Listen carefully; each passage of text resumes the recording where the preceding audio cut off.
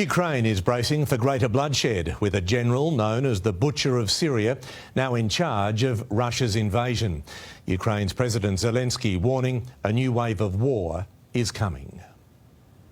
Orange and ominous. Toxic clouds rising over the east. The violent explosion from a nitric acid storage facility set alight by Russians in Luhansk. Closer to the border, their next move caught by satellite, a deadly convoy moving south. Armoured vehicles, trucks and motorised support, about 12 kilometres long.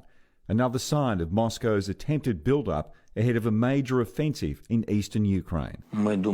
We think this will be a new wave of this war. We don't know how much Russian weaponry there will be, but we understand there'll be many times more than there is now.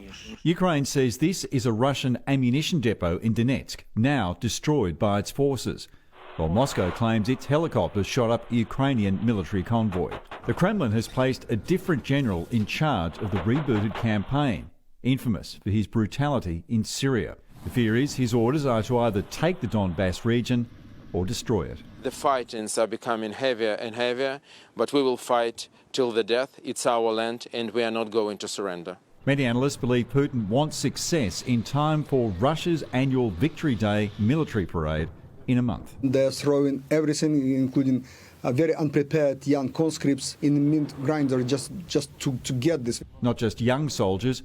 British intelligence says Moscow is putting back in uniform veterans who finished military service up to 10 years ago.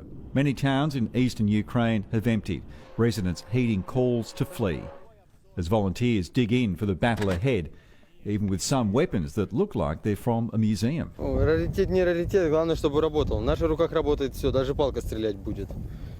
Поэтому используем все доступное вооружение, которое нам предоставляют, в принципе. We are going to get Ukraine the weapons it needs to beat back the Russians, to stop them from taking more cities and towns where they commit these crimes.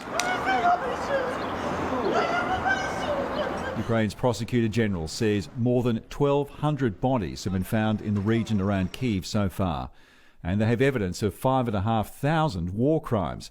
Even a child's blood-stained toy gathered as evidence. We have 500 suspects, and these 500 suspects, it is the top militaries, top politicians, top propaganda agents of Russia Federation. And at his first Palm Sunday Mass since the pandemic began, the Pope has prayed for a ceasefire by Easter, saying what victory is there in planting a flag on a pile of rubble. In London, Brett McLeod, 9 News.